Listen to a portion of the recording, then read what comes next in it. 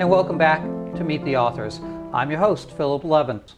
Well, on this segment, we're very honored to have an amazing man, Allen Mendenhall. Allen, thank you for coming on the show. Well, I'm really pleased to be here on the last show. Hashtag real Dr. Phil, The right? real Dr. Phil, yeah, I don't know. I'm a real doctor anyway, I don't know about that.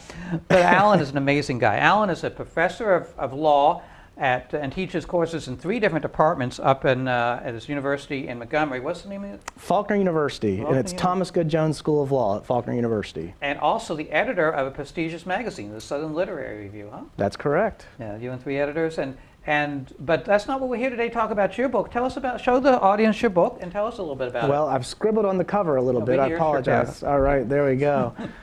This is an anthology of interviews. It's called Writers on Writing. As I mentioned earlier, I've been editing Southern Literary Review now for 9 or 10 years, and we've had the opportunity to interview several authors, kind of like what we're doing here today, but in reverse. And I've compiled all the interviews into an anthology. So we have interviews with historians, with literary critics, with novelists, with all kinds of people, really. We do different genres. And so this is just an anthology of all those interviews, and you get a lot of insight from this book. You learn from authors how they approach writing, where they do their writing. Do they wake up in the morning and drink a cup of coffee and write? Do they stay up late into the wee hours of the morning and write? And you know, you just get a sense of the different authors and their character and what they do. And I think it's really that's wonderful. You give such insight and inspiration to how you might want to be a writer. Anybody in the audience might want to be a writer. I write at all times of day. I like to get up in the morning, and if I'm fresh, I'll write it. Right now I'm working on a book. My goal is a chapter every morning before I get up. Oh, that's great. Yeah. I hear Stephen King does 10 pages a day. If he can do 10 Microsoft Word pages every day, then he'll knock out several novels in a year. That's how he's so prolific, is he just sticks to that regimen. You have to take it sort of as a profession. And so, and you're a writer. What's your theme about writing? What's your style? Well, it's different for different purposes. So I do a lot of different kinds of writing. I do a lot of op-eds and scribbling like that, which I do primarily to get paid. It's worthwhile getting paid. It is. It's worthwhile getting paid. But then I would love to write a novel. I'm in the process of writing a novel. I have not written one yet, so we'll stay tuned on that one.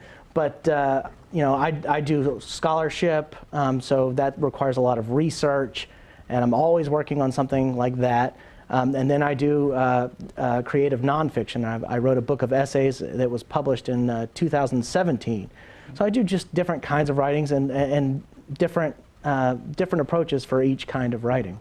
Yeah, one has to be creative and fall into your necessary habit, as all these people have. So you've got some interesting people there, some I know. Tell us about a couple of people in your book. Well, my favorite book in here is the book The Going and the Goodbye by Shuli Kaywood.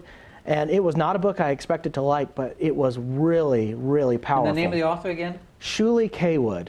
And the book is The Going and Goodbye. And it just, you felt this tugging, aching longing for the past. She talks about different relationships she's had with people over time.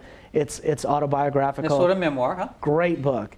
I've got one of my mentors, Paul Cantor, who's a literary critic at the University of Virginia. I interviewed him about one of his books on Shakespeare. You can see I've got a Shakespeare pin on here somewhere. I like that. I like the Shakespeare pin and the little orange professor bow tie there. Right, that's right. We've got some academics like John Shelton Reed, who's a scholar of the South. He's a sociologist. Jessica Wilson, who wrote on Walker Percy and Dostoevsky and many others. There are people here that I had connections to that I didn't even know before we interviewed. So Bryn McLean, we had this Furman connection. We had the same professors. There are authors here from... it's a small world. It is such a small world. From Auburn, Emily Carpenter and she went to Auburn, and I got my PhD at Auburn. There's a connection with another author from West Virginia, and there's someone in here that I interviewed who's not even with us anymore. He passed away, so it's interesting to go in and read that interview of somebody that's no longer even with us. Yeah, absolutely. Your words live after you. They do. Have one of the people in your book is Johnny Bernhard. That's right? correct. And yeah, she's been on my show, here. and so she has. It's amazing to really get these insights into the different people and their writing styles and their personal lives.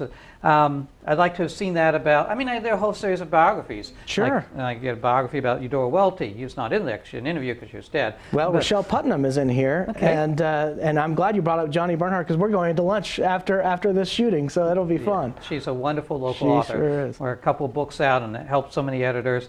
And that's what a lot of your books. So how many different authors do you have in there? 40-something. I don't have the exact count for you, but it's 40-something. Over 40 authors.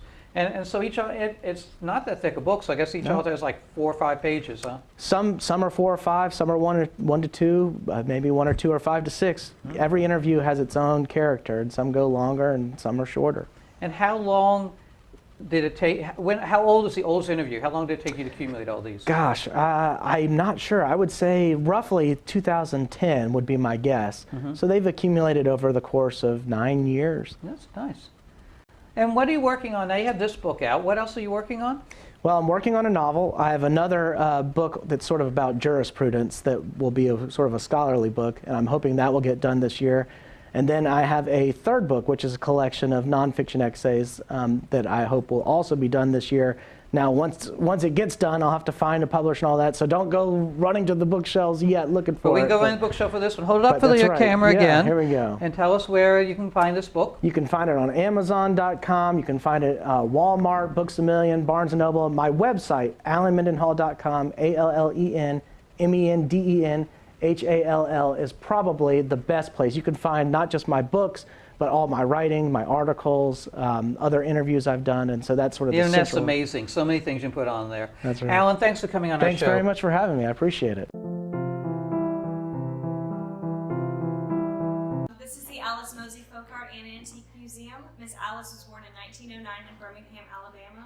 She began painting at the age of 65 when her mother was diagnosed with Alzheimer's. She moved here to the Bay at the age of 80 because she fell in love with it, and it was a pot of gold at the end of the rainbow. We're very honored to house 52 original pieces. We're still looking for more Alice Mozi originals, and we are very honored to have given her 15 years of wonderful fun. And we are located in the second floor of the historic depot in Bay St. Louis. We are right across the street from her blue house on Bookter Street. So if you look a little bit north, you'll see us. You can't really miss the depot.